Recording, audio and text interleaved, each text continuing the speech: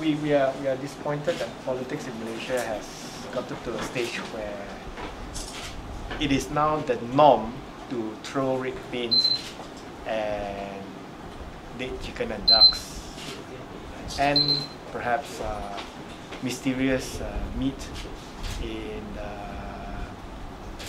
at doors of people that we do not like. This is not the type of politics that should be the development in Malaysia. Nobody, whether in the media, in the political circle, in both sides of the fence, or in any religious places of worship, should live in fear.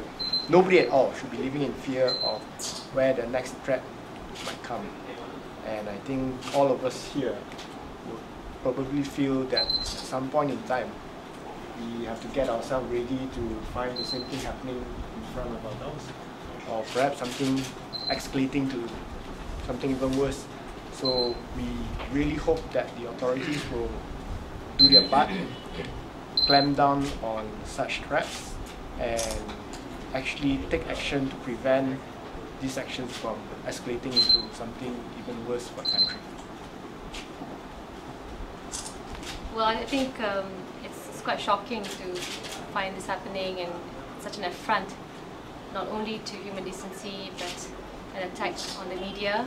As you know, we were just celebrating Malaysiakini's effort to build a break, their efforts to actually celebrate their existence.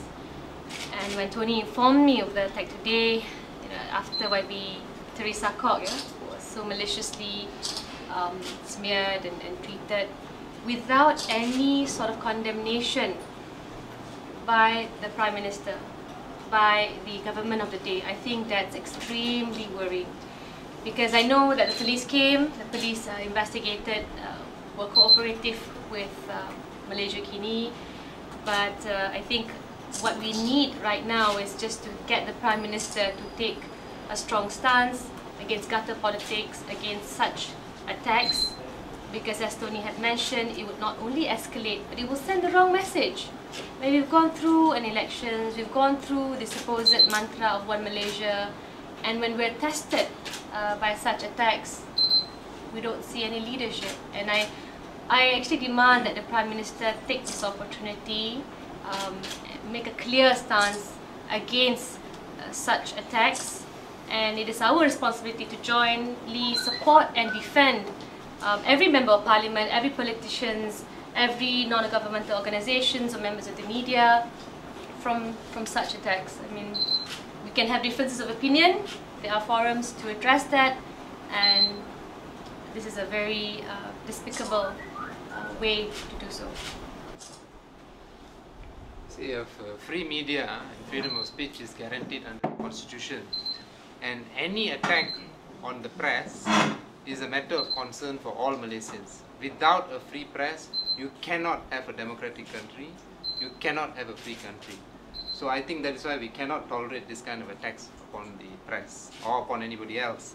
Now, we know that we do not know who did this outrage, latest outrage, but we do know that the previous cases like this were carried out by individuals and NGOs that were linked with the ruling government.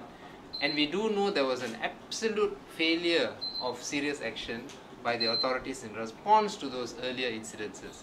And now we find it's continuing, escalating. More animals of various types are being hurled all over the country, and still the authorities are silent. So I mean, if they cannot lead, if they cannot rule, then they should just step aside. And I mean the BN government and its leader, the Prime Minister, Najib Tun Razak. Yeah, on my part, I'll just follow up with the police or DBKL to find out who has jurisdiction over the CCTV outside, and to find out whether it's working. Yeah, that's what I'm going to do. Yeah, and that's an important piece of evidence. Yeah, exactly. It's a piece of evidence that should not be, empty recording.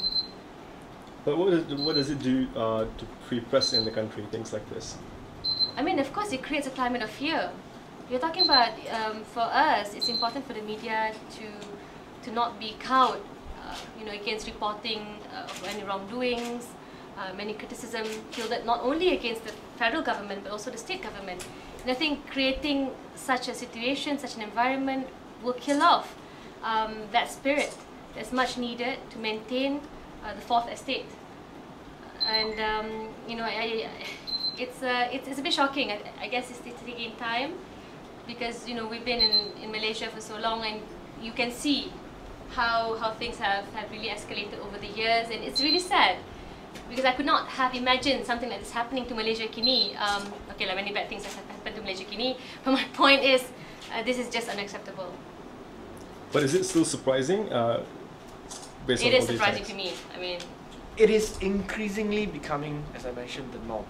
And that's the sad thing about what is happening in this country, because it is becoming the norm because, as what Izzah has mentioned, no one is condemning it.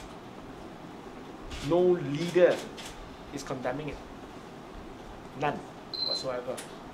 Where are the so-called liberals who have been praised in the Najib's government to come out and say all they have been saying is that, for example, in Teresa's case, she deserved it. yeah, yeah.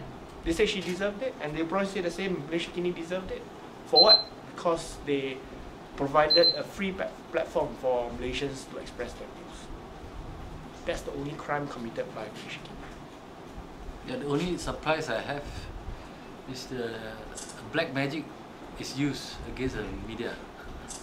Usually black magic only used against But politicians. we don't know, to be fair, if it's black magic or not. Yeah. It looks like. It looks like, but I'm not sure if you're used to it, might be, but I mean, I have not seen something come across like that. You know, they put rice and needle inside. Oh. They put a red flag. Yeah. Lim Eng no small. Anyway, I think Malaysiakini has faced greater challenges than black magic. So I'm sure you'll weather this one. Yeah, I think the fact that we're here is also to say that, you know, we would like to stand with you, and we would like to urge you, please, don't be disheartened. There's many Malaysians, I mean, Are with you. are with you, and we will continue to do our best to condemn such an attack. Okay. Okay, thank you. Thank you. Be safe. Yeah, and the black magic, you have any other advice? Yeah. Should we discard it or something? What is this black Is magic? there some Yeah, white exactly. potion you can put? Let me go back Is that- and ask my seafood. No, but seriously, you have to be careful. What's inside the black needle? Yeah, there's a red needle, Ah, sort of deep in I presume red paint. Some grain of rice and all that. I You don't know exactly what's you mentioned in that it. Babi Teresa's picture is in it. Yeah, there is a picture was placed inside the plastic bag, and inside the plastic bag you got grains of Yeah. rice. So What is doing is The black magic is against Teresa.